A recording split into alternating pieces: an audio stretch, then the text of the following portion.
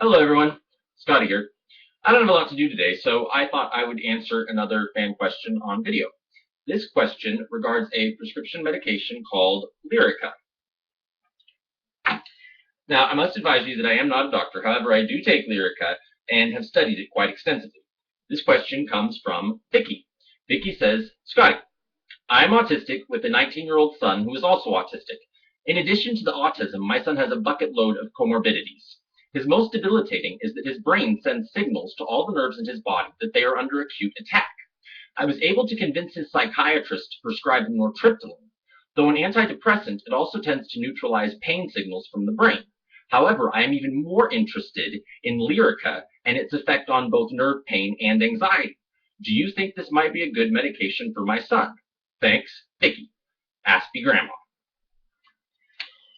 Well, Vicki, I can't say for certain that any medication would be good for your son. However, I can say that Lyrica has a very interesting effect on pain that separates it from a lot of other painkillers. It basically works by binding to voltage-gated calcium ion channels within the brain. This causes it to inhibit excitatory neurotransmitters like glutamate, norepinephrine, and substance P. That's a lot of neuroscientific mumbo-jumbo for, yes, it could very well help your son's nerve pain, though once again, I can't say for sure. I take Lyrica for anxiety. Now, it isn't approved for generalized anxiety disorder in the United States, but it is in Europe and Russia.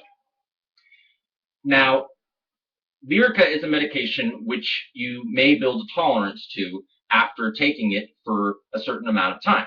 However, unlike the benzodiazepines commonly used for anxiety, Valium, Ativan, Xanax, skipping a few doses or taking a day or two off typically restores it to its original power. Lyrica is the best medication that I have taken for my chronic and rather debilitating anxiety.